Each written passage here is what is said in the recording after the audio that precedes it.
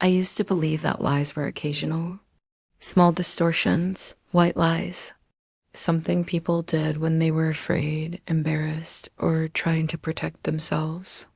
I never imagined that someone could build an entire identity out of deception, that a person could exist inside a story that was never real.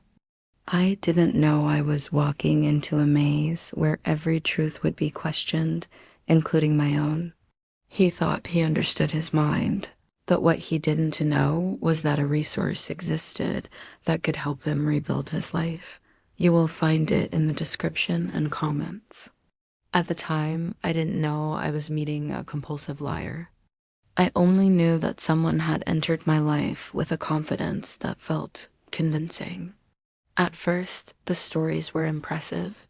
Experiences, achievements, struggles, all told with detail, emotion, and absolute certainty. There was always something extraordinary in their past, something dramatic, something that placed them at the center of every narrative. I admired their resilience. I respected their intelligence. I trusted their words because they spoke with such precision that doubt felt unnecessary. Have you ever met someone who makes reality sound more real than reality itself? But slowly, cracks began to form, details shifted, timelines didn't align. Facts contradicted earlier versions of the same story.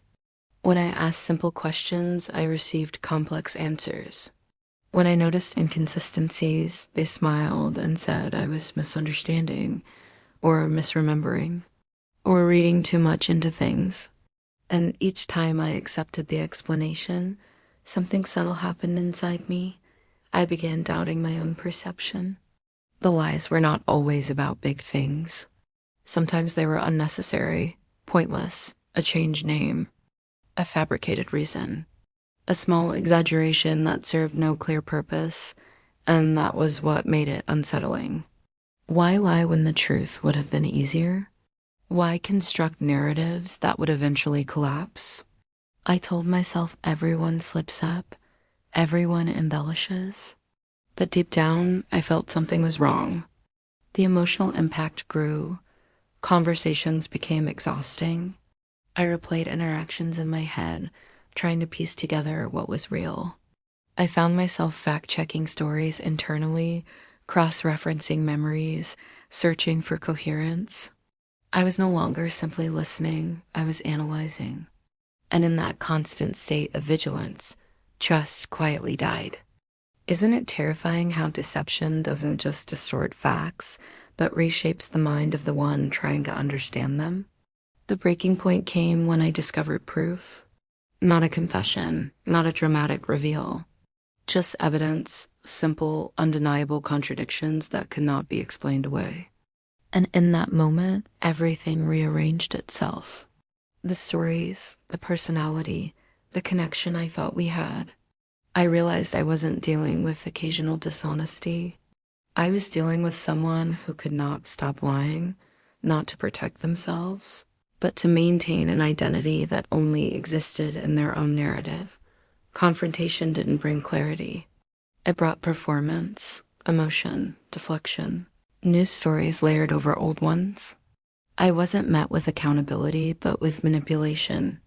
I was told I was imagining things, that I was suspicious, that I was hurting them by questioning their truth, and suddenly the focus shifted from the lies to my reaction to them. That is when I understood the deeper danger of a compulsive liar. It is not just the falsehoods. It is the psychological distortion they create in others. Walking away was not easy. I felt confused, angry, and strangely guilty, as if leaving meant I had failed to understand them. But clarity came with distance.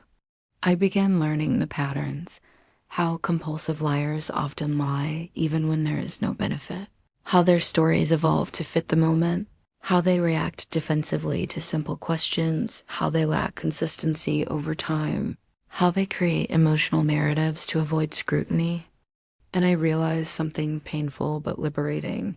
It was never my responsibility to decode someone else's reality. Rebuilding after that experience meant restoring trust, not in others first, but in myself. I had to relearn how to listen to my intuition without dismissing it as paranoia. I had to accept that noticing red flags does not make you judgmental. It makes you aware. I asked myself hard questions.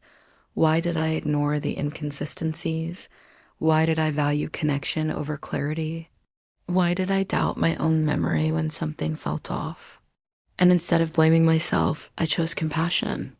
Because deception works best on those who want to believe. Today, I understand that compulsive lying is not just a behavior, it is a pattern of identity. And while empathy is human, self-protection is essential. I no longer look for perfect honesty in others, but I do look for coherence, accountability, and emotional consistency. I know now that truth does not need performance. It does not need drama. It simply exists. At the end of his journey, he discovered guidance and a resource that helped him face anxiety and rebuild his life. You can access it too. The link is in the description and comments. Healing is not about proving someone else was lying. It is about choosing a life where your mind is not constantly negotiating reality. And when you finally step away from deception, something extraordinary happens. Your world becomes quiet, clear, and yours again. True freedom begins in the mind and only then appears in life. If this story resonated with you, like the video, subscribe to the channel, and continue this journey with us as we uncover toxic minds and rebuild stronger ones together.